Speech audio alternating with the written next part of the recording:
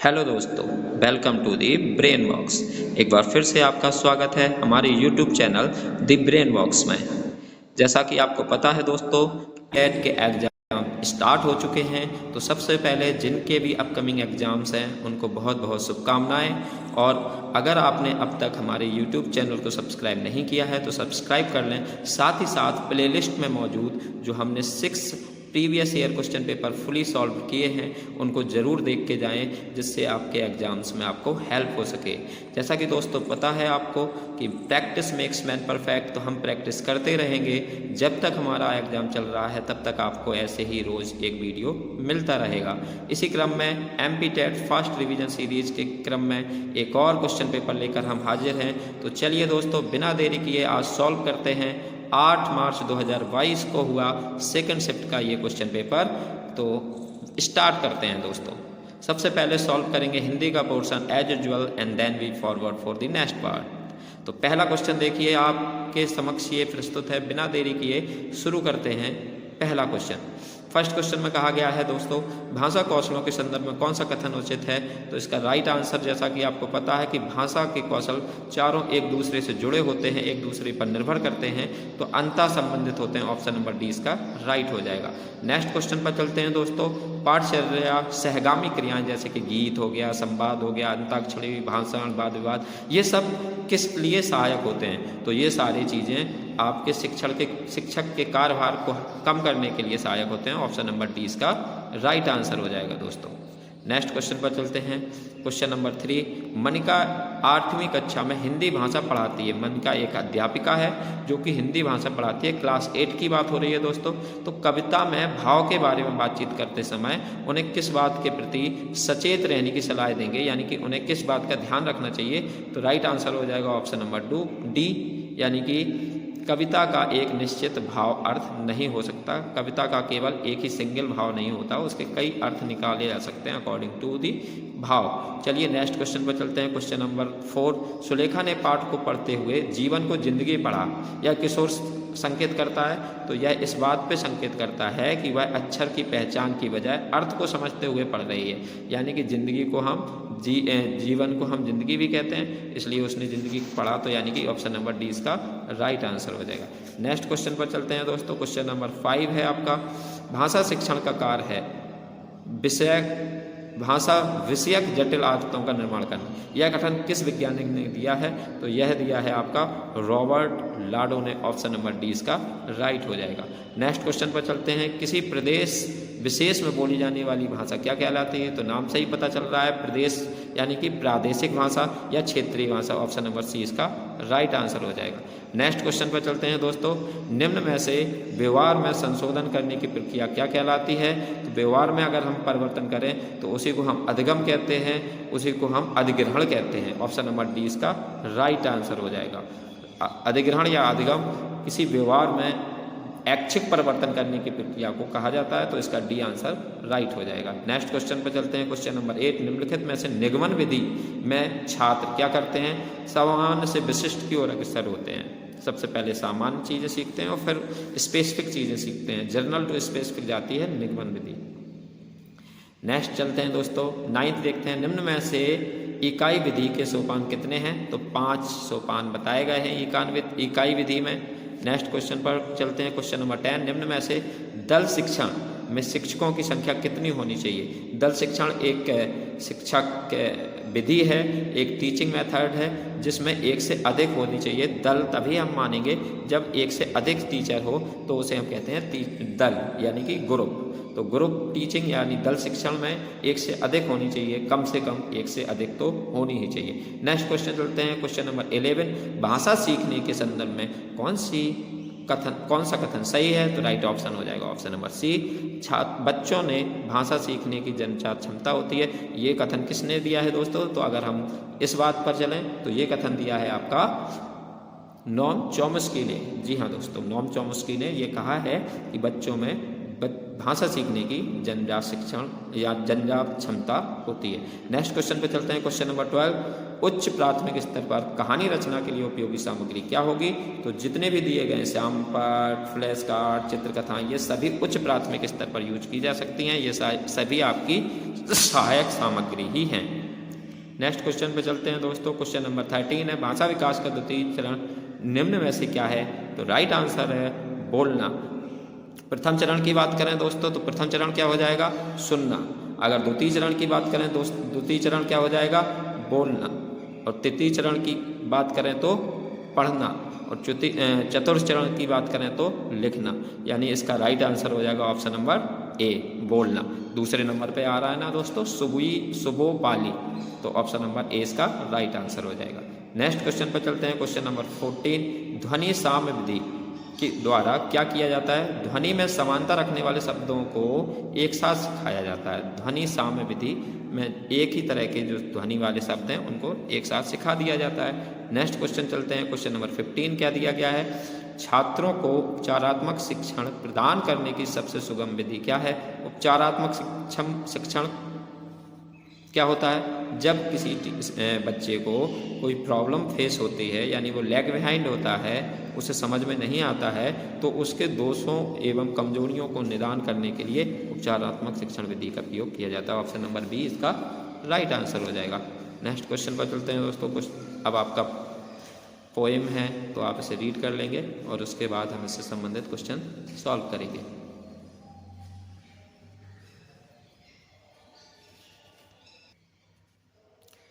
आपकी स्क्रीन पर ये पोएम है, इसको हम लिटिल बाय लिटिल अप कर रहे हैं जिससे कि आप इसे अच्छे से देख पाएँ। Without being delayed let's move to the 16th question. आप पॉज करके वीडियो पूरी पोएम आराम से रीड कर सकते हैं। तो निम्न पंक्तियों के रचयिता कौन है? पहला क्वेश्चन फेवरेट क्वेश्चन है एमपी टेट का, तो राइट आंसर हो जाएगा अज्ञेय जी। अज्ञेय जी ने ये रचनाएं की हैं। नेक्स्ट क्वेश्चन पर चलते हैं दोस्तों। इसी पोएम से रिलेटेड है आपका 17th क्वेश्चन। निम्न में से कौन सा शब्द सहसा का पर्यायवाची है? सहसा का मतलब होता है अचानक या अकस्मात। ऑप्शन नंबर ए इसका राइट आंसर हो जाएगा दोस्तों। नेक्स्ट क्वेश्चन पर चलते हैं। Question number 18। क्वेश्चन नंबर 18 में क्या दिया गया है? क्वेश्चन नंबर 18 आपका है, निम्नलिखित में से असंगत बेमेल शब्दों का चयन कीजिए। तो राइट आंसर हो जाएगा आपका अनल। बाकी के जितने भी हैं वो वायु के पर्यायवाची शब्द हैं, जबकि अनल जो है वो अग्नि यानी आग का पर्यायवाची शब्द है। तो ऑप्शन नंबर बी इसका राइट आंसर हो जाएगा दोस्तों। नेक्स्ट क्वेश्चन पर चलते हैं। Question number 19। क्वेश्चन नंबर 19 में क्या दिया गया है? क्वेश्चन नंबर 19 है आपका, निम्न में से क्षैतिज का अर्थ क्या है? तो क्षैतिज का अर्थ है जहाँ पृथ्वी और आकाश मिलते दिखाई दें उसे हम क्षैतिज कहते हैं। ऑप्शन नंबर डी इसका राइट आंसर हो जाएगा दोस्तों। नेक्स्ट क्वेश्चन पर चलते हैं। क्वेश्चन नंबर 20 कह रहा है, निम्नलिखित में से किस शब्द का प्रयोग उपयुक्त पंक्तियों में नहीं किया गया है? तो आप उपयुक्त पंक्तियां पढ़ेंगे तो आपको नियोजित शब्द नहीं मिलेगा। ऑप्शन नंबर 20 का राइट आंसर हो जाएगा दोस्तों। नेक्स्ट क्वेश्चन पर चलते हैं। क्वेश्चन नंबर 20 में क्या कहा गया है? 20 में निम्नलिखित में से कौन सा शब्द बहुब्रीहि समास का सही उदाहरण है? तो राइट आंसर हो जाएगा ऑप्शन नंबर सी यानी कि पीताम्बर। पीताम्बर इसका राइट आंसर है दोस्तों। नेक्स्ट क्वेश्चन पे चलते हैं। 22 में दोस्तों दिया गया है, निम्नलिखित में से कल्पित का विलोम शब्द क्या है? कल्पित का विलोम शब्द पूछा गया है, तो कल्पित का विलोम शब्द है अकल्पित। ऑप्शन नंबर सी इसका राइट आंसर हो जाएगा। 23rd क्वेश्चन आपका पैसेज से है, तो आप पैसेज इसको ध्यान से रीड कर लीजिए, उसके बाद हम इससे संबंधित सारे क्वेश्चन सॉल्व करेंगे दोस्तों। ये आपकी स्क्रीन पर पैसेज आ चुका है। I hope the passage is visual to all.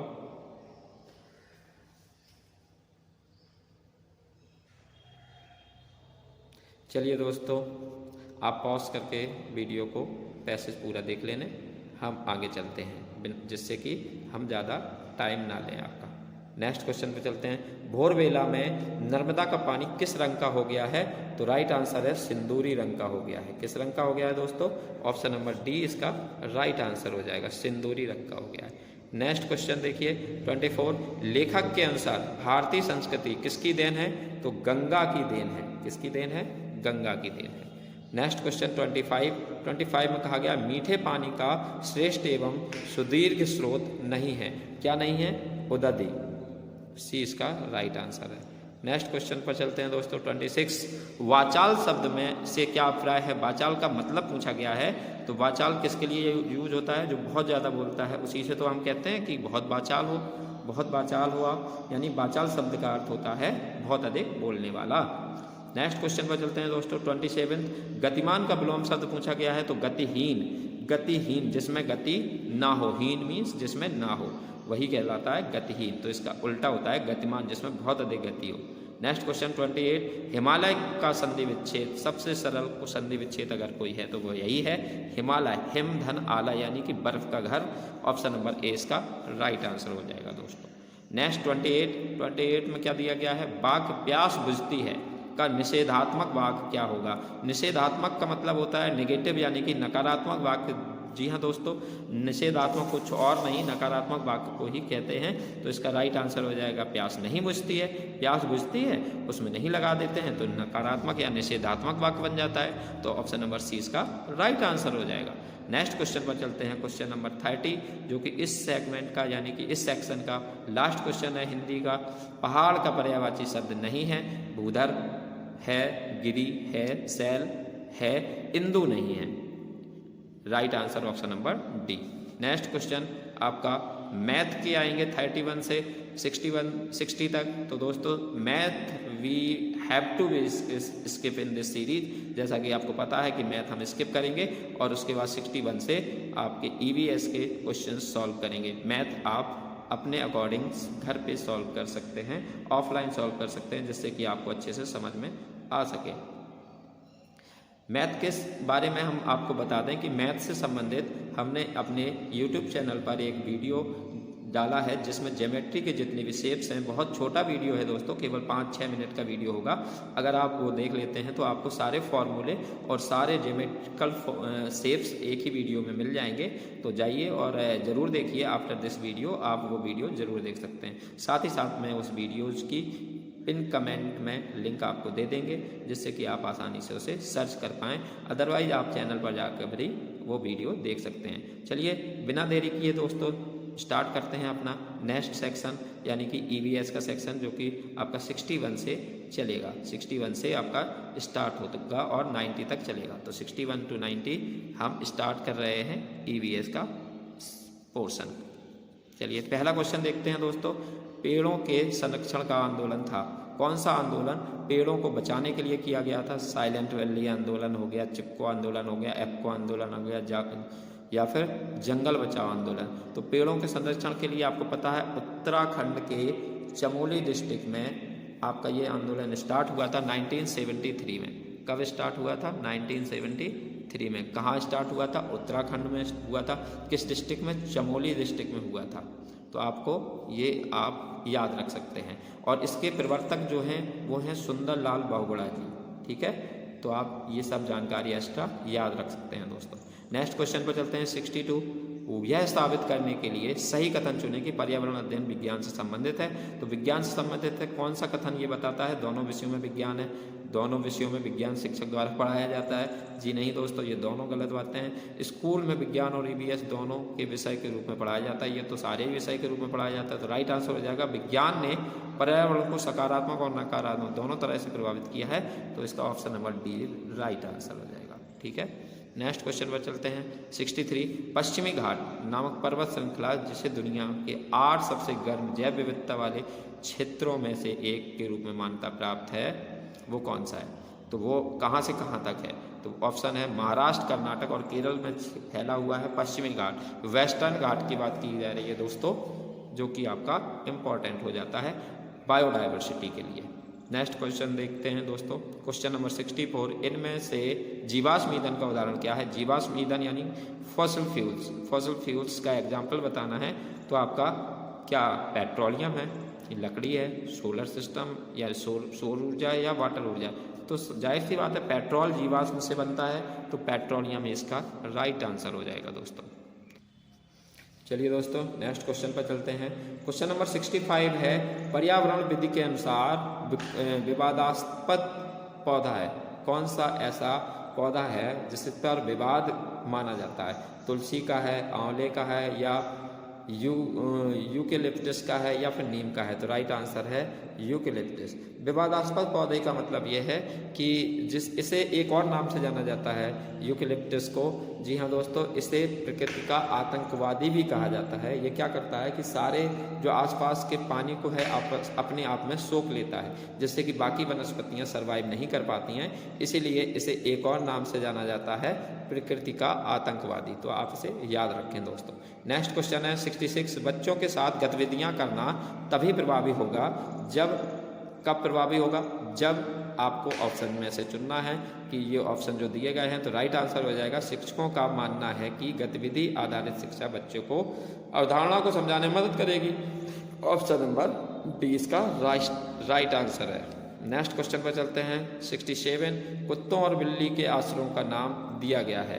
क्या नाम दिया गया है? क्या कहा जाता है जहाँ पे कुत्ते और बिल्ली रहते हैं? उन्हें कहा जाता है कैनल। ऑप्शन नंबर ए इसका राइट आंसर हो जाएगा।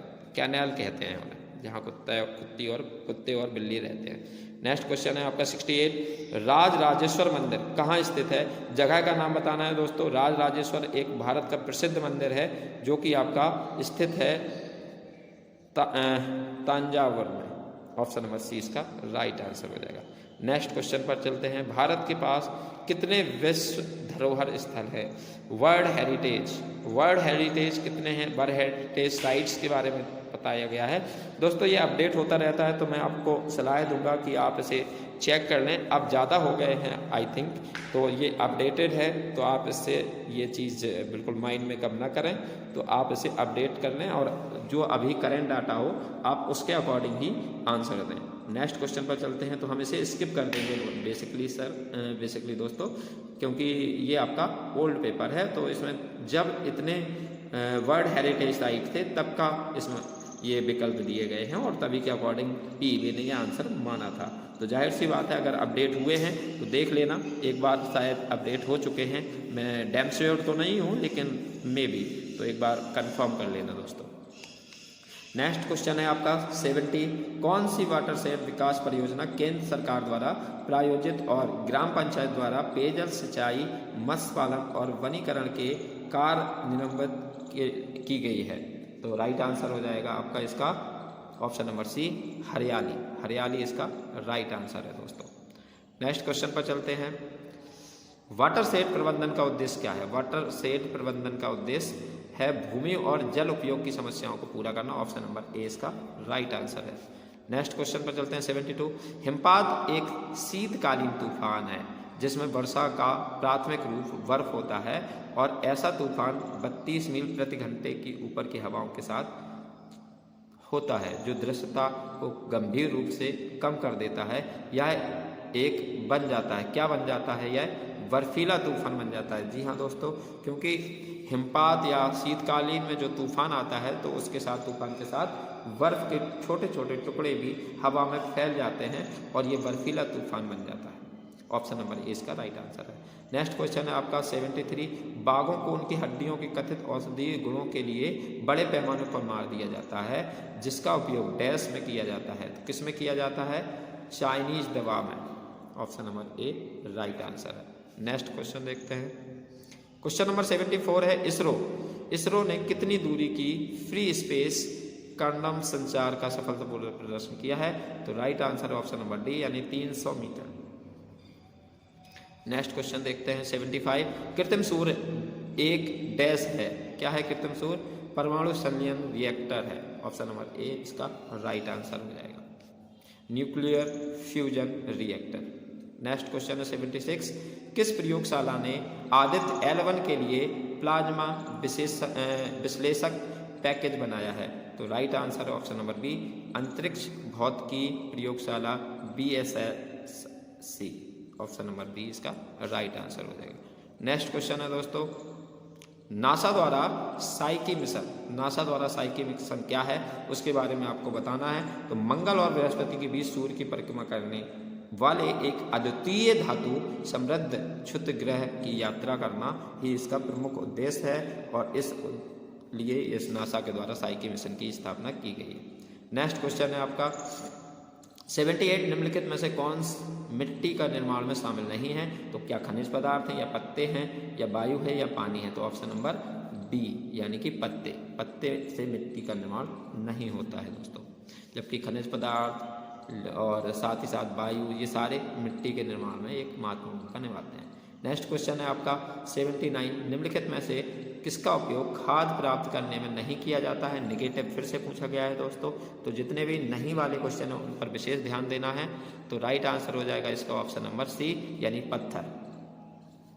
अगले क्वेश्चन पर चलते हैं। अगले क्वेश्चन में कहा गया है दोस्तों, डैश का उपयोग घर पर खाद्यान्न के भंडारण के लिए किया जाता है। तो किसका प्रयोग किया जाता है खाद्यान्न के भंडारण में? पानी में तो खाद्यान्न रखेंगे नहीं, केरोसिन में भी नहीं रखेंगे, उसमें हम क्या डालेंगे? नीम के पत्ते डाल देते हैं जिससे कि कीड़े न बढ़ें। तो किसका प्रयोग किया जाता है खाद्यान्न में भंडारण में? तो नीम के पत्तों का प्रयोग किया जाता है। ऑप्शन नंबर सी इसका राइट आंसर है। नेक्स्ट क्वेश्चन है फीबा। फीबा किस खेल का टूर्नामेंट है? फीबा किस खेल से? फीबा आपका किससे संबंधित है? तो राइट आंसर है बास्केटबॉल से, डी। नेक्स्ट क्वेश्चन पर चलते हैं 82 एक परियोजना में शामिल है। एक परियोजना में क्या शामिल होता है दोस्तों? तो ऑप्शन नंबर 20 का राइट आंसर हो जाएगा क्षेत्रकार और डेस्क कार, यानी कि आपको फील्ड वर्क करना पड़ता है और डेस्क वर्क भी करना पड़ता है, यानी कि पहले प्लान बनाएंगे साथ ही साथ फील्ड पर भी जाएंगे। तो ये आपका परियोजना यानी कि आपका जो प्रोजेक्ट है उसमें आपको करने पड़ते हैं। ऑप्शन नंबर 20 का राइट आंसर है। 83 पर चलते हैं दोस्तों। परावैंगनी यानी यूवी रेज की उच्च मात्रा स्वच्छ मंडल का शोध का कारण बनता है, जिसे कहा जाता है क्या क्या कहा जाता है? तो राइट आंसर है ऑप्शन नंबर डी यानी कि हिम अंधापन या स्नो ब्लाइंडनेस, डी इसका राइट आंसर।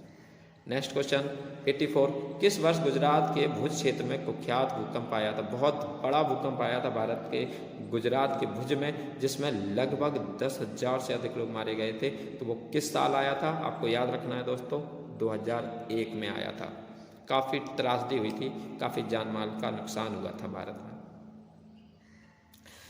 85 वायुमंडल, जलमंडल और स्थलमंडल के साथ जैव मंडल को क्या कहा जाता है? इन चारों के मिलने से क्या बनता है? तो इन चारों के मिलने से बनता है आपका परिमंडल यानी इकोस्फीयर यानी कि लिथोस्फीयर, हेडोस्फीयर, एटमॉस्फेयर, बायोस्फीयर, इन सब के मिलने से बनता है इकोसिस्टम, पूरा होता है और बन जाता है इकोस्फीयर। ऑप्शन नंबर ए इसका राइट आंसर हो जाएगा। नेक्स्ट क्वेश्चन है 86 प्राकृतिक गैस के साथ किस गैस के दूषित होने से अम्ल गैस बनता है? तो राइट आंसर हो जाएगा ऑप्शन नंबर सी यानी hydrogen sulphur dioxide sulphide, option number C इसका राइट आंसर। 87 पर चलते हैं। National governors association of USA के अनुसार तीसरी कक्षा तक पढ़ने वाले सभी छात्र बताते हैं कि पढ़ने की दक्षता के लिए निम्नलिखित में से किस अंतर संबंध कौशल की आवश्यकता होती है? तो इसका राइट आंसर है ऑप्शन नंबर डी यानी 1, 2, 3 जितने भी यहाँ पे ये तीनों ऑप्शन दिए गए हैं यानी भाषा और संचार, पढ़ने की यांत्रिकी और सामग्री ज्ञान, वो तीनों ही सही हैं। ऑप्शन नंबर डी इसका राइट आंसर हो जाएगा दोस्तों। नेक्स्ट क्वेश्चन पे चलते हैं 88 वेब 2.0 शब्द की उत्पत्ति किस वर्ष हुई थी? तो राइट आंसर है ऑप्शन नंबर सी यानी कि 2004 में हुई थी। नेक्स्ट क्वेश्चन है आपका निम्नलिखित में से किसने सीखने के अनुभवों को अप्रत्यक्षता की ओर प्रतिष्ठा की निरंतरता के व्यवस्थित किया है, जिसका संबंध सार की निरंतरता से है? तो राइट आंसर है option number A Edgar Dale ने किया है ऐसा, ए इसका राइट आंसर हो जाएगा दोस्तों। नेक्स्ट क्वेश्चन पर चलते हैं 90 जो कि आपका ईवीएस पोर्शन का अंतिम क्वेश्चन है। 61 से 90 तक ईवीएस है।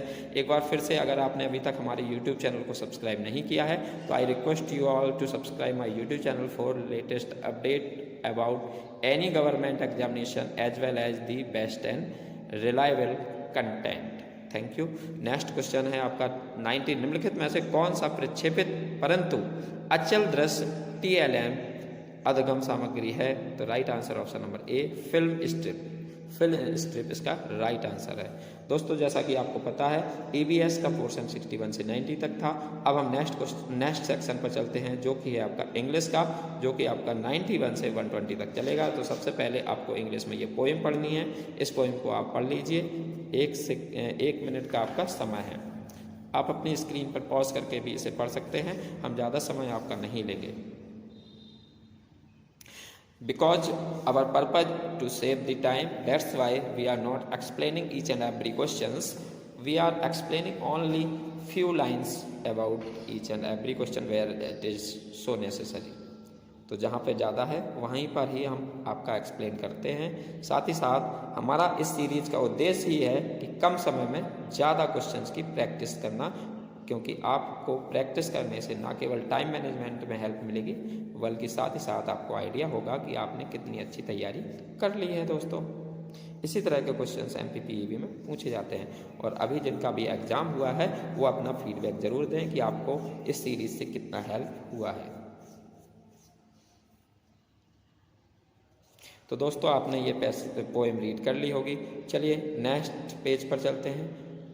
जी हाँ दोस्तों, 91 क्वेश्चन नंबर सॉल्व करते हैं।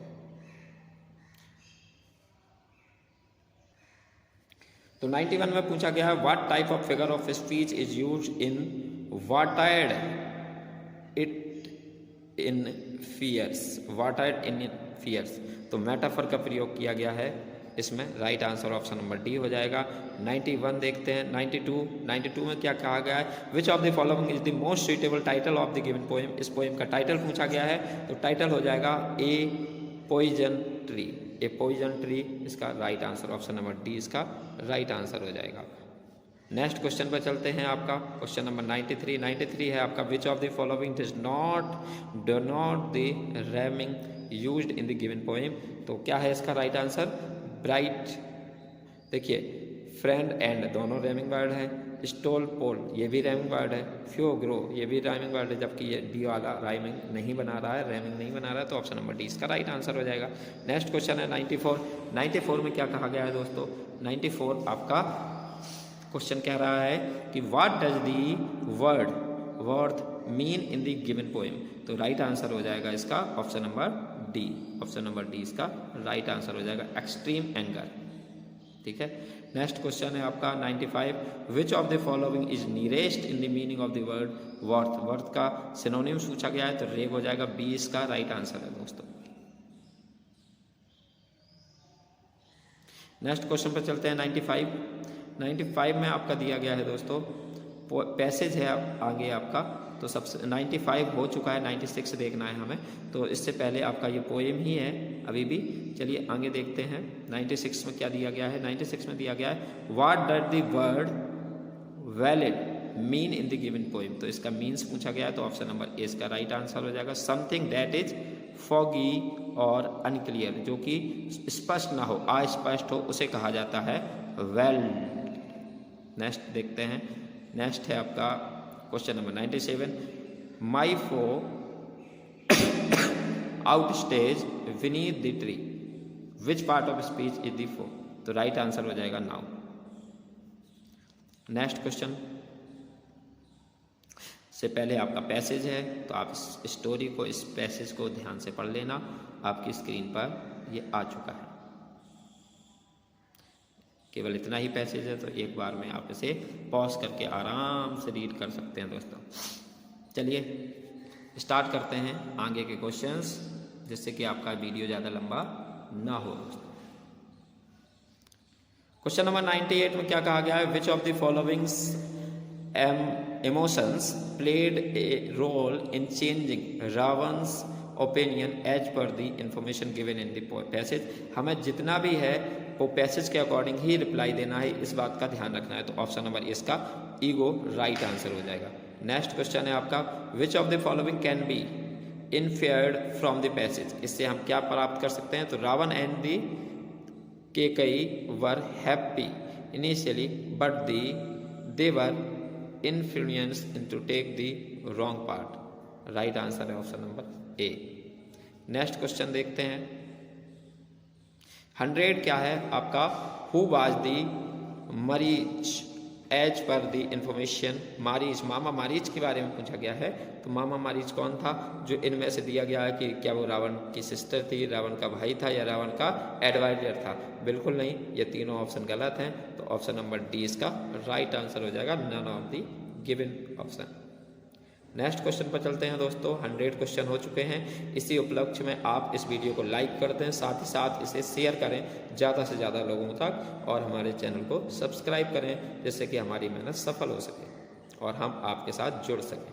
नेक्स्ट क्वेश्चन है 101। Which of the following is not correct as per according to the passage. Passage के अकॉर्डिंग क्या सही नहीं है, तो वो ऑप्शन नंबर बी सही नहीं है। नेक्स्ट क्वेश्चन है आपका 102। She vowed along to field someone is enquire. Enquire का आपका पूछा गया है नियरेस्ट मीनिंग यानी कि सिनोनिम्स, तो राइट आंसर हो जाएगा एग्जामाइन, ऑप्शन नंबर डी इसका राइट आंसर। 103 पर चलते हैं दोस्तों। 103 में पूछा गया है Ram is being crowned tomorrow. Tomorrow इसमें गिवन पैसेज में क्या है, तो टुमारो आपका एक तरह का एडवर्ब है, वर्ब की विशेषता बता रहा है। नेक्स्ट क्वेश्चन है आपका 104। 104 में दिया गया है दोस्तों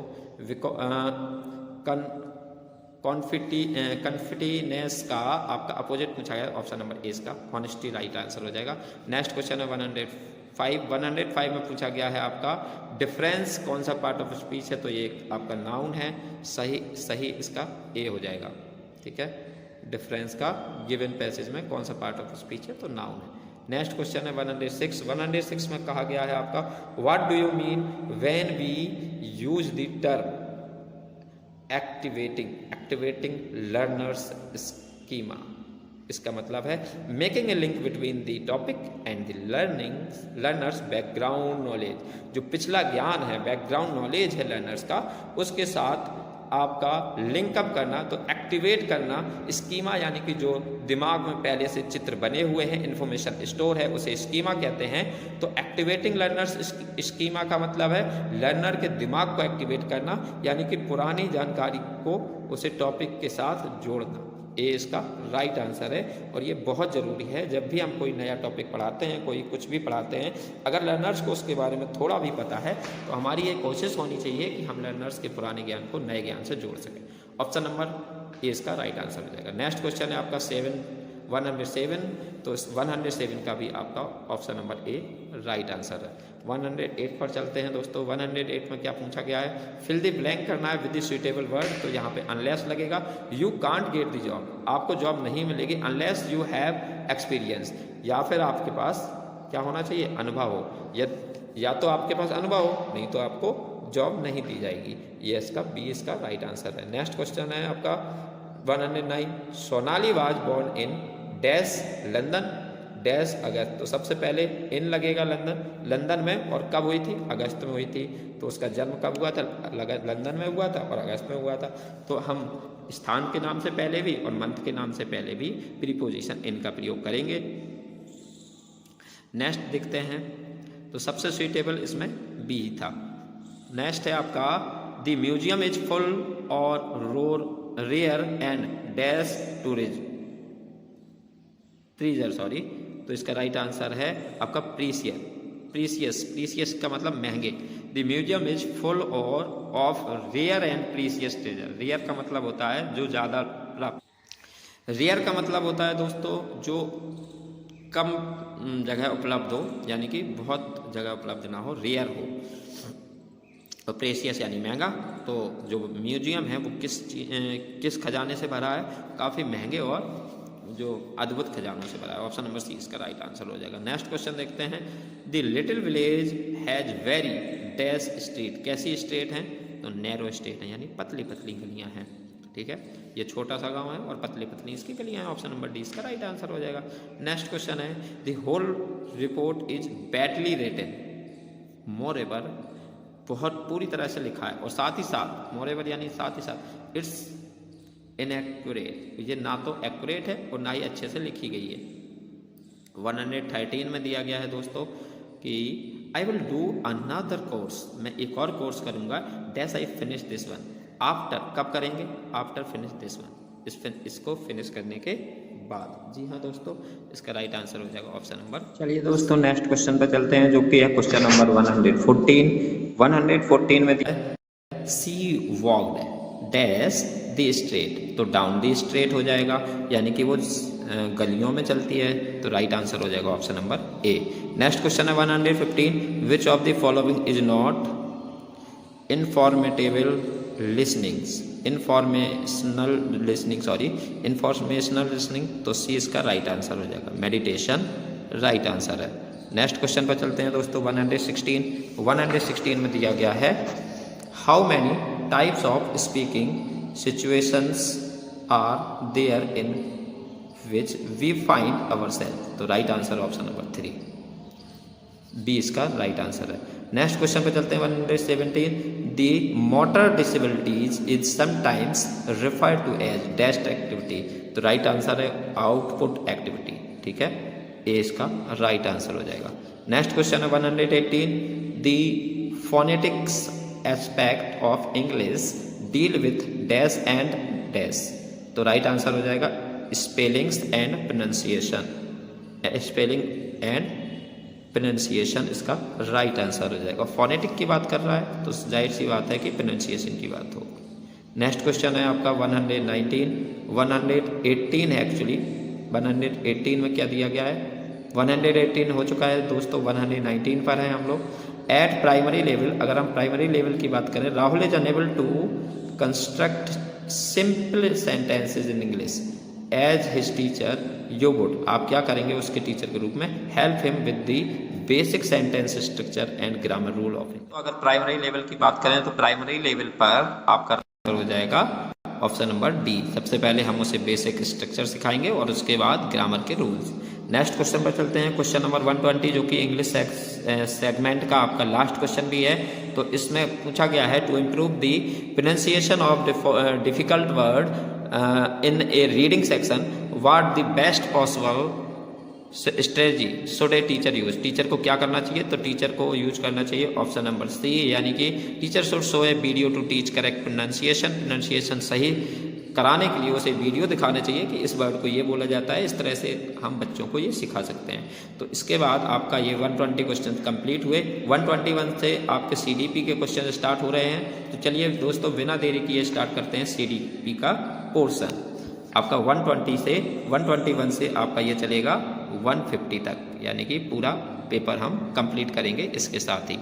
नेक्स्ट क्वेश्चन है आपका 121 व्यक्तित्व का मनोविश्लेषिक सिद्धांत के द्वारा दिया गया है। तो फैक्चुअल क्वेश्चन है, जाहिर सी बात है इसमें कोई एक्सप्लेनेशन की रिक्वायरमेंट नहीं है। किसने दिया है, तो फ्राइड ने दिया है, सिगमंड फ्राइड ने ये सिद्धांत दिया है। ऑप्शन नंबर डी इसका राइट आंसर हो जाएगा। नेक्स्ट क्वेश्चन है अत्यधिक संरचित मनोवृत्ति वाले व्यक्ति में एक इच्छा होती है, क्या इच्छा होती है, ऑप्शन नंबर बी, यानी उत्तेजना के लिए त्वरित संज्ञानात्मक प्रतिक्रिया दें, ये आपका राइट आंसर है। ऑप्शन नंबर बी इसका राइट हो जाएगा। नेक्स्ट क्वेश्चन देखिए दोस्तों। नेक्स्ट क्वेश्चन में पूछा गया है आपसे कि सांस्कृतिक दृष्टिकोण से पिछड़े परिवार पृष्ठभूमि से संबंधित बच्चों को आपके विद्यालय में प्रवेश दिया गया है, तब आप क्या करेंगे, तब आपको क्या करना चाहिए, उसे व्यावसायिक शिक्षा लेने की सलाह देंगे, उससे कहेंगे कि आप व्यावसायिक शिक्षा लें। ऑप्शन नंबर डी इसका राइट आंसर हो जाएगा। नेक्स्ट क्वेश्चन है आपका शब्दावली सीखने में कौन सा तरीका बहुत अच्छा नहीं है, तो कौन सा तरीका बहुत अच्छा नहीं है, ऑप्शन नंबर ए इसका करेक्ट है या ए और बी दोनों करेक्ट हैं, तो राइट आंसर हो जाएगा ऑप्शन नंबर डी, यानी कि 1 और 2 दोनों सही है। 1 और 2 में क्या दिया गया है, लिखना और फिल्में देखना। अगर हम शब्दावली सीख रहे हैं तो लिखने से थोड़े ना हो जाएगा, ना ही फिल्में देखने से हो जाएगा, बात करने और पढ़ने से होगा। तो ऑप्शन नंबर 1 और 2 इसका राइट आंसर है, क्योंकि नेगेटिव पूछा गया था दोस्तों। नेक्स्ट क्वेश्चन है 125 कौन सा कथन गलत है, तो कथन दिए गए हैं, तो इनमें से गलत है आपका ऑप्शन नंबर डी, समय से पहले बच्चे का वजन हमेशा एक सामान्य बच्चे से अधिक होता है, बिल्कुल नहीं होता है। ऑप्शन नंबर डी इसका राइट आंसर, क्योंकि इसमें भी नहीं पूछा गया है।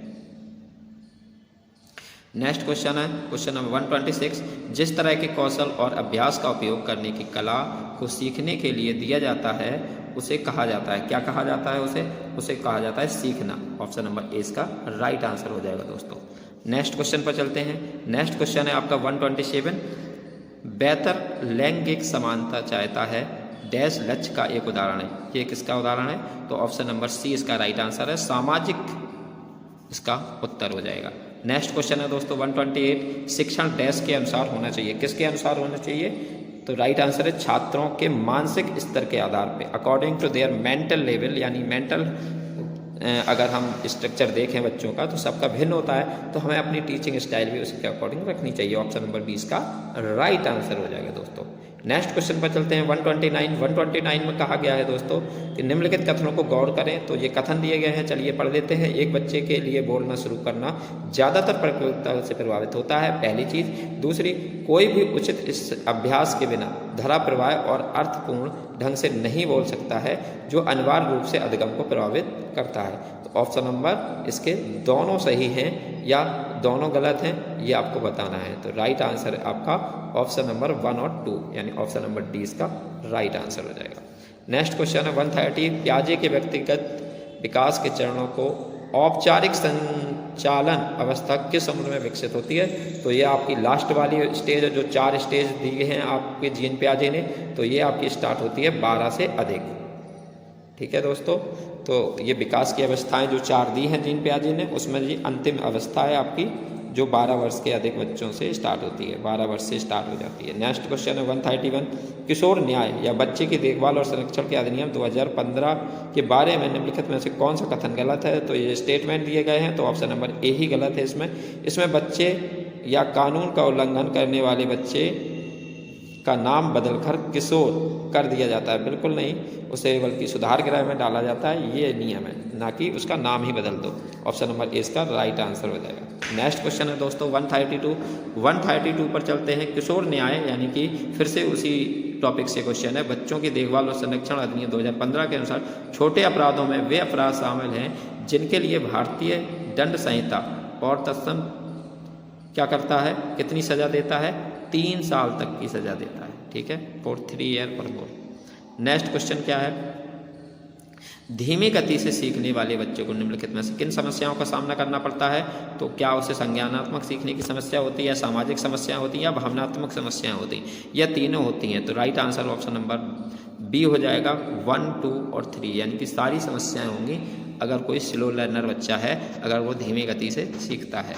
नेक्स्ट क्वेश्चन है आपका क्वेश्चन नंबर 134 में दिया गया है अस्थिर पारिवारिक स्थितियाँ, यानी कि एक जो अनस्टेबिलिटी है फैमिली में, उससे क्या होता है, या परिवार में संघर्ष है या तनाव है या परिवार में लड़ाइयाँ होती हैं, तो उससे बच्चे के डैश होने के कुछ कारण हैं। तो बच्चे के धीमा सीखने के होने के या कम उपलब्धि हासिल करने वाले बच्चे होने के कारण है, तो ये दोनों ही इम्पैक्ट करेंगे बच्चों को, और 1 और 2 इसका राइट आंसर हो जाएगा। जी हाँ दोस्तों, तभी परिवार का माहौल बहुत अच्छा रखना चाहिए बच्चों के सामने, तो बिल्कुल ही हमें सतर्क रहना चाहिए इस बात को ध्यान में रखते हुए।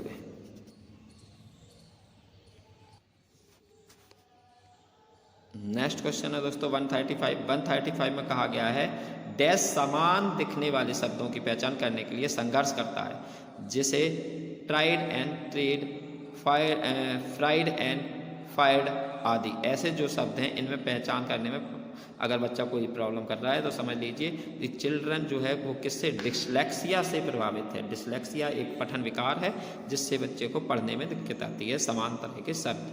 नेक्स्ट क्वेश्चन है 136, व्यवहार आनुवंशिक के संबंध में निम्नलिखित में कौन सा कथन सही नहीं है।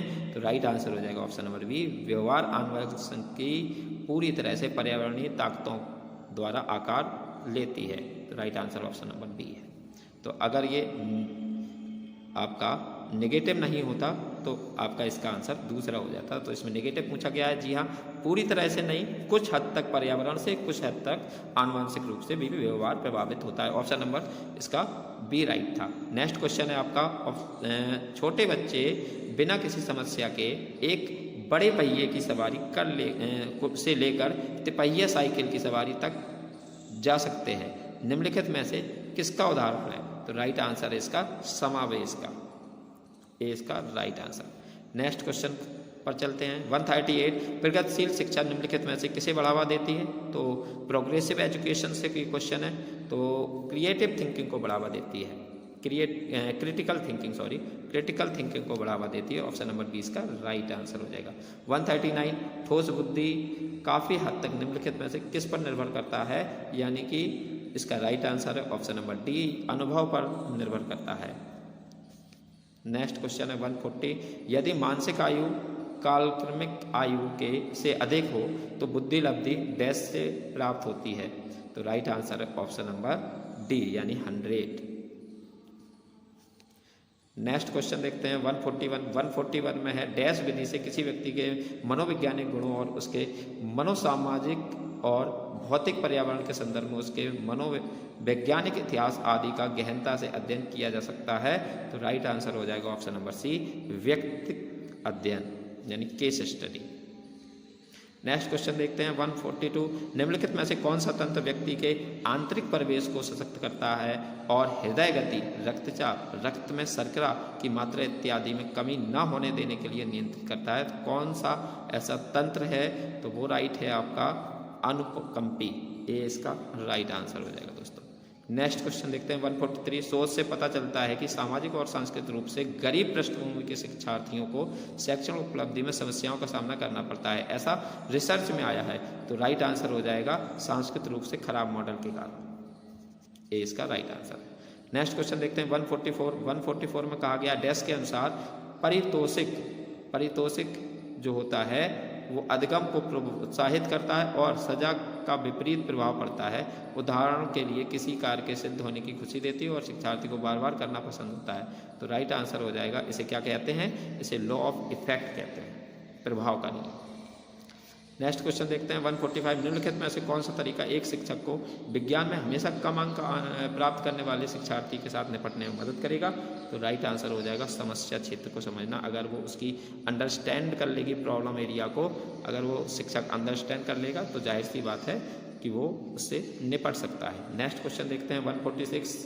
परिवर्ती शब्द जो कि राइडर है का शिक्षण और सीखने की रणनीति है वो किस प्रकार शिक्षार्थियों पर लागू होती है? तो राइट आंसर है ऑप्शन नंबर ए, देखकर सीखने वाला। नेक्स्ट क्वेश्चन पर चलते हैं 147। लॉरेंस कॉलबर्ग से ये क्वेश्चन पूछा गया, कॉलबर्ग के नैतिक विकास के सिद्धांत के किस चरण में दंड जैसे सुदृढ़ीकरण नैतिक संहिता को परिभाषित करते हैं? तो राइट आंसर है ऑप्शन नंबर ए, प्री कन्वेंशनल स्टेज यानी कि पूर्व पारंपरिक स्तर।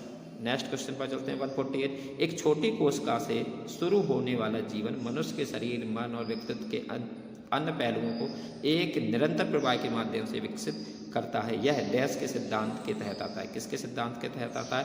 तो निरंतरता का सिद्धांत यानी प्रिंसिपल ऑफ कंटिन्यूटी, यानी कि मनुष्य के जीवन में विकास हमेशा चलता रहता है। वृद्धि रुक जाती है लेकिन विकास कभी नहीं रुकता। ये बॉम्ब टू टॉम जाता है, यानी कि गर्भ से और ताबूत तक, अंत तक। निम्न में से कौन अंतःस्रावी ग्रंथियों द्वारा स्रावित शक्तिशाली रासायनिक पदार्थ है जो रुधिर प्रवाह द्वारा शरीर के परिवहन में किया जाता है? तो right answer option number C, इसे हम हार्मोन कहते हैं। नेक्स्ट क्वेश्चन है निम्न में से कौन सा सामाजिकरण प्रक्रिया का एक चरण है? तो राइट आंसर हो जाएगा ऑप्शन नंबर डी। जी हाँ दोस्तों, जितने भी ऑप्शन दिए गए हैं वो सारे सही हैं। सामाजिकरण प्रक्रिया के लिए ये महत्वपूर्ण भूमिका निभाते हैं। तो इस तरह से हमने पूरा 150 क्वेश्चन पेपर का ये क्वेश्चन का सेट जो है वो हमने सॉल्व कर लिया है दोस्तों। अगर आपने अभी तक हमारे चैनल को सब्सक्राइब नहीं किया है तो हमारे चैनल को सब्सक्राइब कर लें। आपको ये सेशन कैसा लगा अगर आप हमें कमेंट बॉक्स में बताएंगे तो हमें खुशी होगी। और जुड़े रहिए इसी तरह के अन्य वीडियो के लिए। जल्दी ही मिलते हैं किसी अन्य प्रैक्टिस सेट को लेकर आपके अपने चैनल दी ब्रेन बॉक्स पर। आपके आने वाले एग्जाम्स में अच्छे मार्क्स आएँ, ऐसी हम कामना करते हैं। साथ ही साथ हमसे जुड़ने के लिए आपका बहुत बहुत धन्यवाद। तो चलिए मिलते हैं नेक्स्ट वीडियो में, तब तक के लिए अपना ख्याल रखिए। Thank you, take care.